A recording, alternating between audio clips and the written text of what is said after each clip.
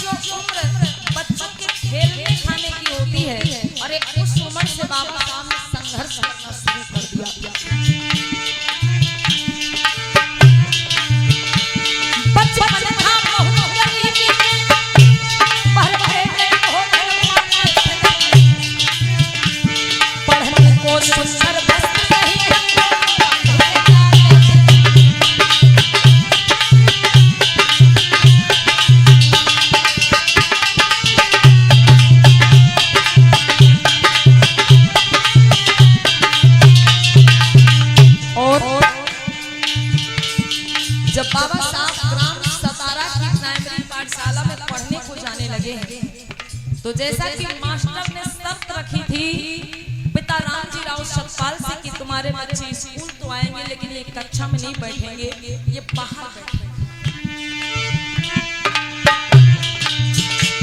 उनको कक्षा में सबसे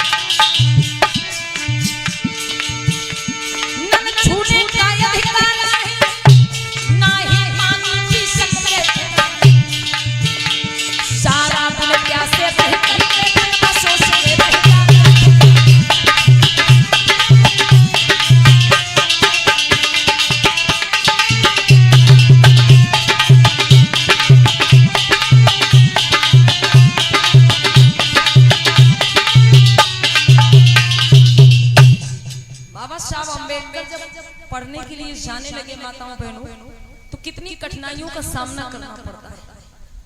शायद आज के बच्चे स्कूल जाएं और अगर आज के बच्चों को ऐसी परिस्थितियों का सामना करना पड़े तो बच्चे स्कूल नहीं जा पाए, लेकिन फिर भी बाबा साहब अम्बेडकर रोज पढ़ने के लिए जाते थे। माताओं बहनों, एक दिन की बात है, बाबा साहब अम्बेडकर पाठशाला में ही थे तो उस पाठशाला में कुछ अधिकारी लोग आ जाते और जब वो अधिकारी आते हैं तो बच्चों से कुछ प्रश्न करते हैं। और बच्चों से क्या प्रश्न करते हैं कि बच्चों एक बात बताओ, ऐसी कौन सी चीज है जिसे हम देख तो सकते हैं लेकिन उसको छू नहीं सकते। ये बच्चों से प्रश्न किया गया कि ऐसी कौन सी चीज है जिसे हम देख तो सकते हैं लेकिन हाथ से छू नहीं सकते। तो किसी बच्चे ने कहा सूर्य है, किसी बच्चे ने कहा चंद्रमा है, किसी बच्चे ने कहा तारे हैं। लेकिन बाबा साहब अम्बेडकर उठ के खड़े हुए और बोले, सर मेरे स्कूल में रखा हुआ पानी से भरा मटका। प्रश्न क्या था? बच्चों से प्रश्न क्या पूछा गया था कि ऐसी कौन सी चीज है जिसे हम देख तो सकते हैं लेकिन हाथ से छू नहीं सकते। तो किसी बच्चे ने कहा सूर्य, किसी ने कहा तारे, किसी ने कहा चंद्रमा, और बाबा साहब ने कहा सर मेरे स्कूल में रखा हुआ पानी से भरा मटका जिसे हम देख तो सकते हैं लेकिन कितनी भी मुझे प्यास लगी हो हम उस मटके को छू नहीं सकते। अब सोचो इतनी मुसीबतों का सामना करके बाबा साहब ने पढ़ाई की। पीने को पानी नहीं मिलता, बिना गलती के उन पे मार लगाई जाती थी, लेकिन फिर भी बाबा साहब रोज पढ़ने को जाते थे। और माताओं बहनों, बाबा साहब अगर भूख प्यास से तड़प कर वो अपमान झेल करके अगर पढ़ाई न करी होती तो शायद आज आपके बच्चों को स्कूलों में बैठने का मौका नहीं मिलता। यहाँ तक कि नहीं, आगे सुनिएगा। बाबा साहब अम्बेडकर जब ग्राम सतारा की प्राइमरी पाठशाला में रोज पढ़ने को जाया करते हैं तो रास्ते में एक नाई की दुकान पड़ती थी। नाई की दुकान कैसे भैया कि ग्राम सतारा में भाई एक नाई पाली काटता था,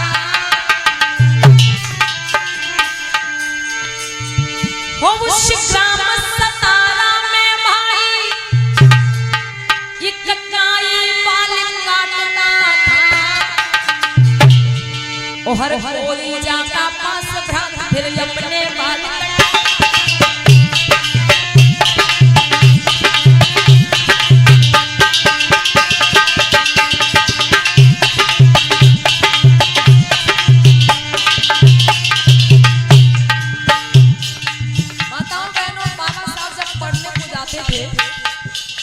तो रास्ते में एक नाई की दुकान पड़ती थी। हर कोई उस नाई की दुकान पर जाता था और अपनी कटिंग कराता था, बाल कटवाता था। तो छोटे से भीमराव को ये भी 6-7 वर्ष की उम्र है, तो उन्होंने सोचा ना हम भी इस नाई की दुकान पर जाके अपने बाल कटवा लेते।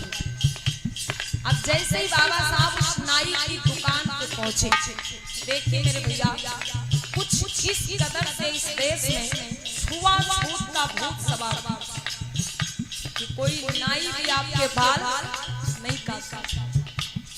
आज आप कहीं भी जाकर किसी भी दुकान में बैठकर, नाई की दुकान में बैठकर अपने बाल कटवा सकते हैं, लेकिन उस समय की व्यवस्था कैसी थी सुनिए।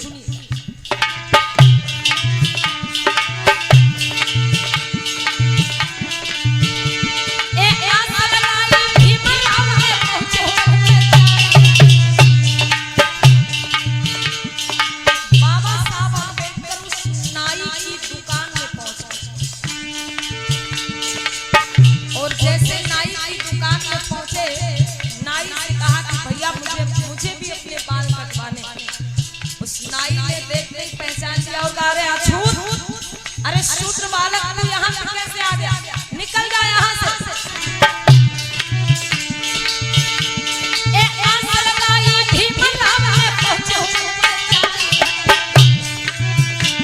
तब दूर हटो नाई उनसे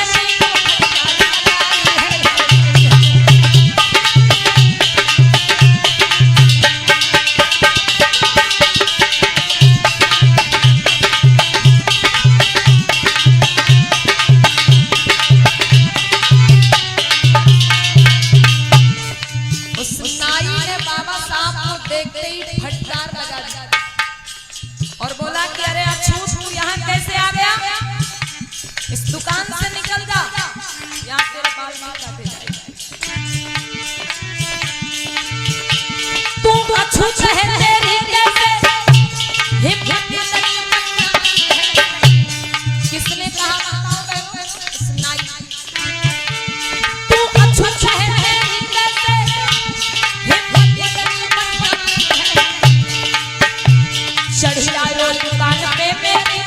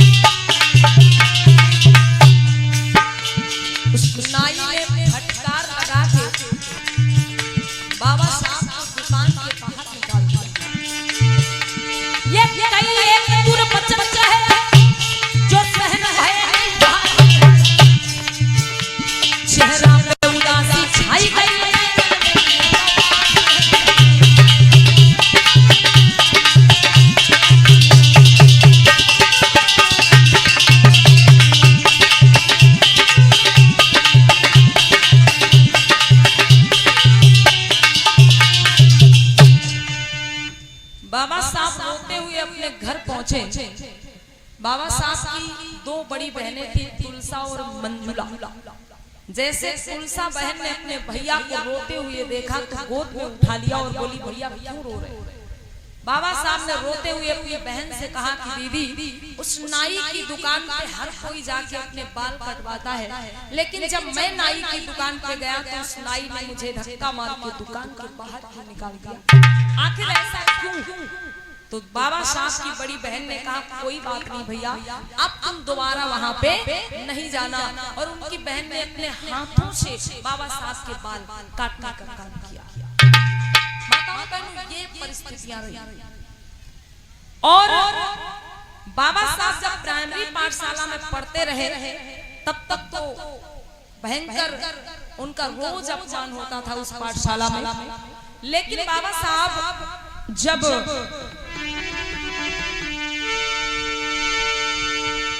एल्फिंस्टन हाई स्कूल मुंबई में जब बाबा साहब का दाखिला हुआ, अभी तो वो गांव में थे, ग्राम सतारा में, तब रोज उनका आए दिन जाति को लेकर उनका अपमान होता रहता था।